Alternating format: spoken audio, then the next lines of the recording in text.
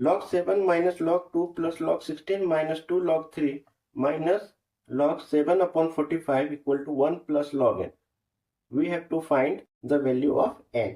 n का value निकालना है। हम यहाँ देख रहे हैं कि सभी लॉगरिथमिक टर्म्स का बेस जो है वो 10 है।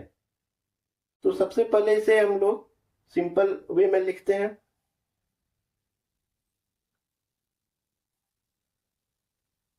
log 7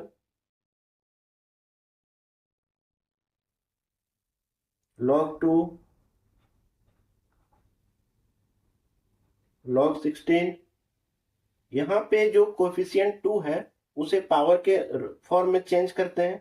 ये क्या हो जाएगा, log 3 raise to the power 2 minus, यहाँ पे हम देख रहे हैं कि ये जो है वो log m upon n, m by n के फॉर्म में है।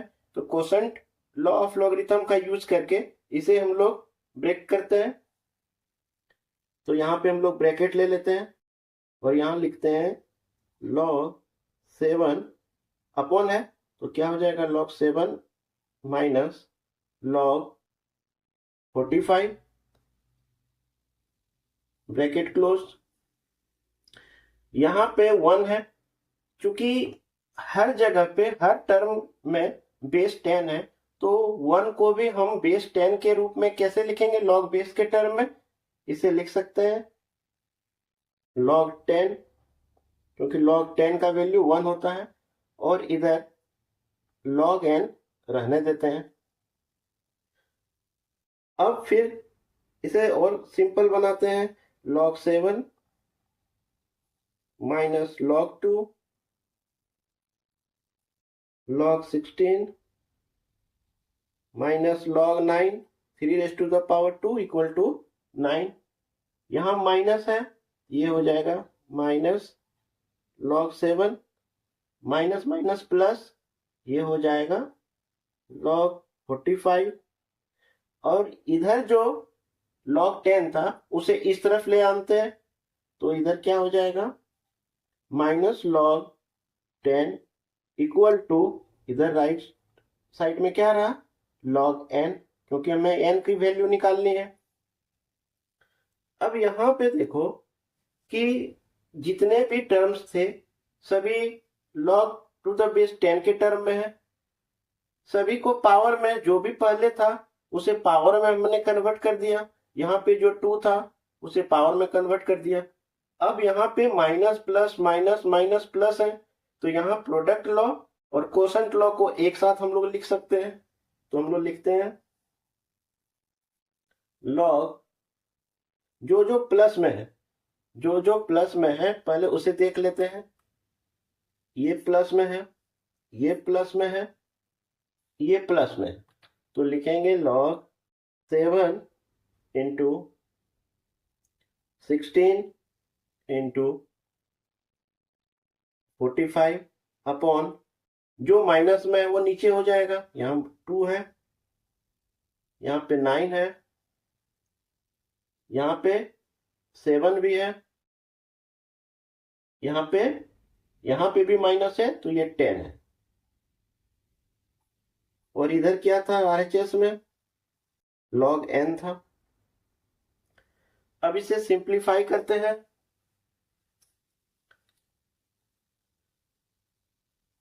9 5 टाइम्स 45, 7 7 कट आउट हो जाएगा, 5 2 टाइम्स 10, 2 इंटू 2 4, 4 4 जा 16। तो यहाँ पे क्या हो गया log 4 equal to log n। दोनों जगह पे लॉगरिथमिक टर्म में बेस क्या है 10 है, तो log टू द बेस 10, यहाँ भी log टू द बेस 10 है, तो n का वैल्यू क्या हो गया 4। n का वैल्यू क्या आया 4 आया। नेक्स्ट प्रॉब्लम है find x if x minus log 48 plus 3 log 2 equal to 1/3 log 125 minus log 3। यहाँ पे हमें x की वैल्यू निकालनी है। तो सबसे पहले हम x को लेफ्ट साइड में रहने देते हैं, और जितने भी जो लॉगरिथमिक टर्म्स हैं उसे राइट साइड में भेज देते हैं। तो पहले क्या करेंगे, x इक्वल टू कर देते हैं, पहले से जो इक्वल टू के तरफ था उसे पहले लिखते हैं 1/3 log 125 माइनस log 3, ये माइनस log 48 इक्वल टू के उधर जाके प्लस हो जाएगा, ये हो गया log 48, ये प्लस 3 log 2 उधर जाके हो जाएगा माइनस 3 log 2। अब देखते हैं कि सबसे पहले ये चेक करते हैं कि सबका बेस क्या है। सभी लॉगरिथमिक टर्म्स का बेस क्या है, 10 है। दूसरी चीज चेक करते हैं कि लॉग के पहले क्या है, जो भी लॉग के पहले है उसे पावर के टर्म में लिखते हैं। तो यहाँ पे 1/3 है, इसे पावर के टर्म में लिखने पर क्या हो जाएगा, log 125 raise to the power 1/3 minus log 3 plus log 48, और यहाँ पे 3 था वो पावर में लिखने पर क्या हो जाएगा, log 2 raise to the power 3। अब ध्यान देना 125 को लिख सकते हैं 5 रेज टू द पावर 3, तो ये क्या हो जाएगा, log 5 raise to the power 3, और पहले से यहाँ कितना था 1/3 log 3 log 48, और ये हो जाएगा log 2 raise to the power 3, कितना हो गया 8। हम यहां देख सकते हैं ये 3 3 कट जाएगा, तो यहाँ क्या बचा, log 5 माइनस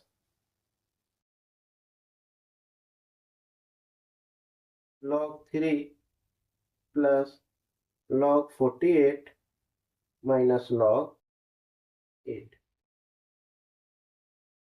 अब हम देख सकते हैं कि सभी लॉगरिथमिक टर्म्स जो है पावर में लिखने के बाद, सिंप्लीफाई करने के बाद माइनस प्लस माइनस में है, और सभी के बेस क्या है 10 है।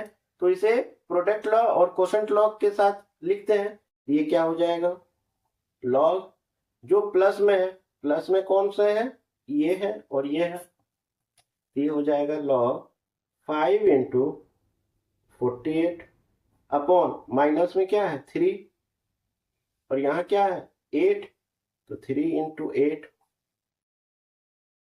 अब हम देखते हैं इसे सिंप्लीफाई करते हैं, तो 8 6 जा 48 और 3 2 जा 6, तो ये कितना हो गया, x इक्वल टू क्या हो गया, log 5 इंटू 2 10, और हमें पता है log 10 का वैल्यू क्या होता है 1, तो हमारा x का वैल्यू क्या आ गया 1, the value of x is 1। तो हम लोग इस तरीके से x का वैल्यू निकाल लिए। और एक चीज, अगर हमारा log 10 यहां आया और x है, इसे हम एक्सपोनेंट फॉर्म में भी चेंज करके निकाल सकते हैं।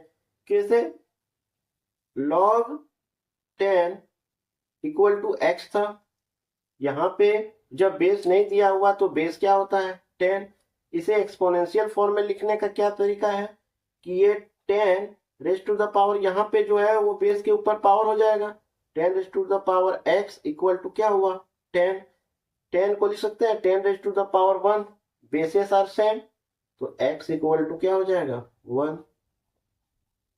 इसके आगे और कुछ प्रॉब्लम्स देखते हैं। If 3 log root m plus 2 log cube root of n minus 1 equal to 0, find the value of m raise to the power 9 into n raise to the power 4। सबसे पहले हम लोग चेक करते हैं कि बेस क्या है। यहाँ पे दोनों जगह पे बेस क्या है 10 है, और यहाँ पे 1 दिया हुआ है, तो हम लोग पहले 1 को भी किस फॉर्म में चेंज कर देंगे, बेस 10 के फॉर्म में चेंज करेंगे। तो पहले लिखते हैं 3 log square root of m को लिख सकते हैं m raise to the power 1/2 plus 2 log n का क्यूब रूट को लिख सकते हैं n raise to the power 1/3 और -1 यहां -1 के जगह पे लिख सकते हैं log 10 इक्वल टू 0। अब ध्यान देना, हमने सबको बेस 10 में चेंज कर लिया। अब हमारे पास लॉग के टर्म के पहले, लॉग के पहले जो भी कोएफिशिएंट है, जैसे यहाँ 3 है, यहाँ 2 है, इसे हम लोग पावर में चेंज करते हैं। तो ये क्या हो जाएगा, log m 1/2 raise to the power 3, यहां हो जाएगा log n 1/3 raise to the power 2 minus log 10 equal to 0। और सिंप्लीफाई करने के बाद हमें क्या मिलता है, log m 1/2 into 3 m raise to the power 1/2 into 3, ये हो जाएगा 3/2 प्लस log n, ये हो जाएगा 2/3 1/3 इंटू 2 2/3 और माइनस log 10 इक्वल टू 0। अब हम लोगों ने यहां देख रहा है कि यहाँ पे प्लस है, यहाँ पे माइनस है और सभी जगह बेस 10 है और सभी को हमने पावर के फॉर्म में चेंज कर दिया। तो अब इसे प्रोडक्ट लॉ और कोसेंट लॉ के फॉर्म में कैसे लिखेंगे, लॉग, ये यहाँ प्लस है तो product law of logarithm use करेंगे। तो यहाँ हो जाएगा m raise to the power 3/2 into n 2/3, यहाँ माइनस है तो m/n वाले के फॉर्म में ये 10 कहाँ आ जाएगा, यहाँ पे इक्वल टू क्या हो गया, 0। अब हम 0 के जगह पे लिख सकते हैं log 1, क्योंकि log 1 का वैल्यू क्या होता है, 0। अब हम देख रहे हैं कि यहाँ पे बेस क्या है, log टू द बेस 10 है, यहाँ पे भी log टू द बेस 10 है। तो दोनों LHS और RHS को इक्वेट करने के बाद हमें क्या मिलेगा, m raise to the power 3/2 into n raise to the power 2/3 by 10 equal to क्या हो गया, 1। इसके बाद हम लोग यहां आ जाते हैं। अब इसे लिख सकते हैं m raise to the power 3/2 into n raise to the power 2/3, 10 into 1 cross multiply कर दिए थे, किसके बराबर हो गया, 10 के बराबर। अब ध्यान देना यहाँ कि यहाँ पे हमें क्या आया, m raise to the power 3/2 into n raise to the power 2/3 equal to 10। लेकिन क्वेश्चन में हमें क्या निकालना था, m raise to the power 9 n raise to the power 4, लेकिन हमें यहाँ क्या मिला है, 3/2 और 2/3। तो m raise to the power 9 और n raise to the power 4 लाने के लिए हमें क्या करना होगा, वो पहले हम लोग देखते हैं। ध्यान देना कि 3/2 इंटू, मान लेते हैं x इंटू करते हैं तो वह कितना हो जाता है, यहाँ पे 9 लाना था तो x इंटू करेंगे तो 9 होगा। तो x का वैल्यू क्या हो जाएगा, 9, ये इधर भेज दिए, 9 इंटू 2/3, 3 3 जा 9, ये कितना आ गया, 6। यानी m raise to the power 3/2 में 6 इंटू करेंगे तो वो 9 होगा। देखो 3/2 में क्या इंटू करते हैं, 6, 2 3 जा 6, तो यहाँ क्या आ जाएगा, पावर 9 आ जाएगा। इसी तरह देखो कि n raise to the power क्या है, 2/3, तो 2/3 में भी अगर 6 इंटू करते हैं तो ये क्या हो जाएगा, 4। तो हम देख रहे हैं कि इसे मैं इस टर्म में और इस टर्म में दोनों को अगर पावर 6 से मल्टीप्लाई कर दें या इसे रेज टू द पावर 6 कर दें तो हमारा क्या आ जाएगा, m raise to the power 9 और n raise to the power क्या आ जाएगा, 4। तो हम बोल सकते हैं raising to the power 6 both sides, दोनों तरफ के पावर को हम लोग कितना रेज कर दिए, 6। तो इसका मतलब क्या हुआ, m 3/2 इंटू n 2/3 को रेज कितना किए, 6। तो इधर भी कितना हो गया, दोनों तरफ सेम हमें करना पड़ेगा, तो 10⁻⁴ क्या हो गया, 6। और हमें ऑलरेडी हम लोग देख चुके हैं कि m 3/2 into 6 into n 2/3 into 6 equal to 10⁻⁶। 3/2 into 6 कितना आया, 9। ये क्या बन गया, m⁻n 9।